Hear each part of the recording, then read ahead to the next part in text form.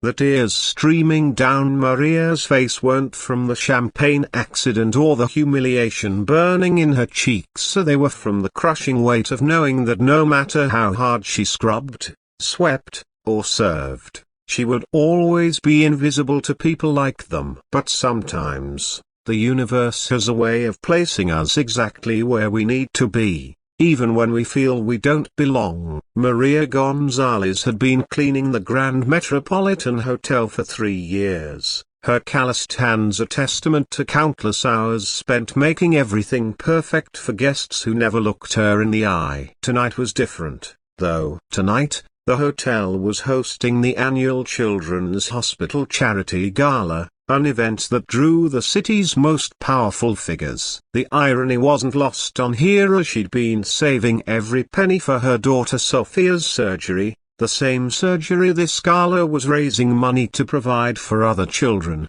As she wheeled her cart through the service corridor, Maria's mind wandered to the phone call she'd received that morning. The doctor's words echoed in her head, "We can't wait much longer, Mrs. Gonzalez. Sophia's condition is deteriorating." 8-year-old Sophia, with her bright smile and unwavering optimism despite her failing heart, was Maria's entire world. The $200,000 needed for the surgery might as well have been $1 million. Lost in her thoughts, Maria didn't notice the staff-only sign had fallen from the door she pushed through. She emerged not into another service hallway, but into the breathtaking grand ballroom. Crystal chandeliers cast dancing shadows across marble floors, and elegantly dressed patrons mingled beneath oil paintings worth more than Maria would earn in a lifetime.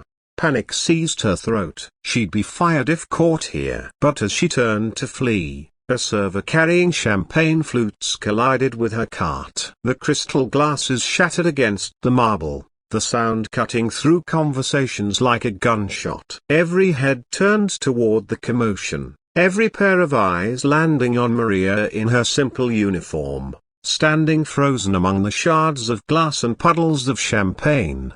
"I'm so sorry," Maria whispered, dropping to her knees to collect the pieces, her hands shaking. The server, a young man who looked as terrified as she felt, began stammering apologies to the nearby guests. "Ma'am, you can't be here," a security guard said, approaching with firm steps. "This is a private event." Heat flooded Maria's face. She wanted to disappear, to melt into the expensive marble beneath her knees. But as she reached for the largest shard of glass, her fingers slipped, and a sharp edge sliced across her palm. Blood dripped onto the white marble, a stark reminder of the divide between her world and theirs. That's when she heard the voice, see, calm, authoritative, but somehow gentle. "Leave her alone." Maria looked up to see a man in an impeccably tailored tuxedo walking toward them. Alexander Richmond, as she recognized him from newspaper photos,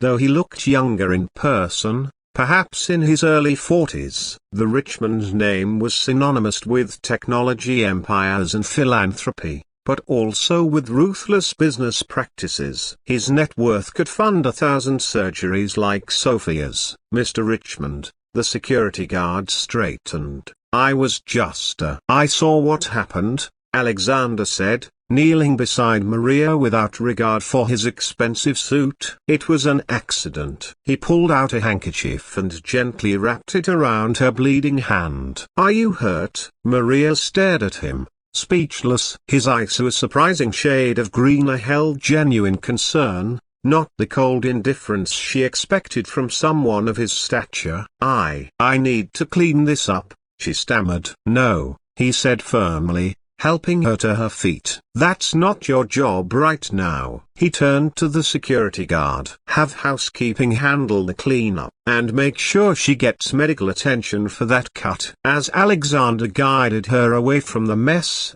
Maria found herself walking beside the most powerful man in the room. Guests stared openly now, not at the poor maid who'd caused a disturbance, but at the billionaire who'd chosen to help her. "You don't belong back there," Alexander said quietly as they walked. "Stay beside me." Before Maria could protest, He was leading her toward a table at the front of the room of the VIP section where donors who'd contributed millions sat. Maria's legs felt weak. "Mr. Richmond, I can't." "Alex," he corrected, pulling out a chair at his private table. "And yes, you can." "But I'm just You're a guest at my table," he said with a finality that brooked no argument. As Maria sat in the plush velvet chair, she caught her reflection in the polished surface of the table. Her uniform looked stark against the elegant place setting, but Alex didn't seem to notice or care. He poured her a glass of water and asked about her hand. "Why are you doing this?" Maria asked, her voice barely audible above the resumed conversations around them. Alex was quiet for a long moment, studying the program in front of him. "My mother was a housekeeper," he said finally. "Single parent, worked 3 jobs to keep us fed." I remember the way people looked at her, or rather, the way they looked through her, as if she didn't exist. He met Maria's eyes. Everyone deserves to be seen. As the evening progressed, Alex introduced Maria to other guests as simply "my friend Maria." He didn't explain her presence or apologize for it. When people asked about her work, he listened as she spoke about her daughter with pride, about Sophia's dreams of becoming a teacher despite her illness. During the charity auction, Alex bid aggressively on items, his contributions climbing into the hundreds of thousands. But it was when the hospital's chief of surgery took the stage to speak about the children they served that Maria felt her composure cracking.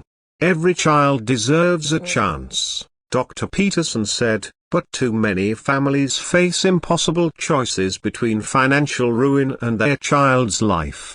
Maria's eyes filled with tears. Sophia's face appeared in her mind, and not the pale, tired version from recent hospital visits, but the vibrant little girl who used to dance around their tiny apartment, spinning until she was dizzy with laughter. Alex noticed her tears. Without a word, he handed her another handkerchief. "Tell me about Sophia," he said gently. And somehow, sitting in the opulent ballroom surrounded by strangers, Maria found herself opening up to this man who'd shown her more kindness in one evening than she'd experienced in years. She told him about Sophia's dreams, her courage, her jokes even when she could barely breathe. She told him about the surgery they couldn't afford, about the crushing weight of watching your child suffer while feeling powerless to help. Alex listened without interrupting, his full attention focused on her words. When she finished, he was quiet for a long time. "Sophia sounds like an amazing little girl," he said finally. The auction concluded with the evening's final item, a dinner with Alex himself, starting at $50,000. As the bids climbed higher, Maria realized she was witnessing the casual exchange of amounts that represented lifetimes of her salary. Going once at $150,000, the auctioneer called. Alex stood up. $1 million, he said clearly. The room fell silent. Even the auctioneer seemed stunned. "And," Alex continued, "I'd like to make an additional donation of $200,000 directly to the Children's Cardiac Unit, earmarked for a specific patient, Sofia Gonzalez." Maria's world tilted. The numbers didn't compute, couldn't be real. She stared at Alex, who was looking at her with a small smile. "Consider it a thank you," he said, "for reminding me why I do this work in the first place." 3 months later, Sophia was running around their apartment again, her new heart beating strong and steady. The surgery had been flawless, the recovery remarkable. But more than that, Alex had kept in touch, visiting Sophia in the hospital and later at home. He'd also offered Maria a position managing community outreach for his foundation work that paid well and fulfilled her desire to help other families facing what she'd endured. On Sophia's first day back at school, she hugged her mother tight. "Mom, Mr. Alex says angels come in all forms. I think you're his angel, and he's ours." Maria smiled, remembering that night in the ballroom when she'd felt so small, so invisible. She learned that sometimes the most profound moments come not from grand gestures, but from simple human recognition of the choice to see someone, really see them, and respond with kindness. That evening, as she tucked Sophia into bed, her daughter asked, "Mama, how did you meet Mr. Alex?" Maria thought about it, about the champagne and the broken glass, about sitting in a chair she didn't belong in beside a man who chose to see her humanity rather than her uniform.